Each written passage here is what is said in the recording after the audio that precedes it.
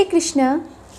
সর্বদা আমাদের একটা কথা স্মরণে রাখা উচিত, যে কথা মাতা পিতাদের মুখ থেকে নিরন্তর বের হয় সেই কথাই কিন্তু সন্তানদের হৃদয়ে সংস্কার রূপে জন্ম নেয়। অর্থাৎ মাতা পিতার হৃদয়ের ইচ্ছা সন্তানের মনে দোষ অথবা গুণ রূপে জন্ম নেবে। তাই আমরা যখন কোনো কথা বলবো সেটা যেন সর্বদা উচিত কথা হয়, ভালো কথা হয়, সেটা আমাদের খেয়াল রাখা উচিত।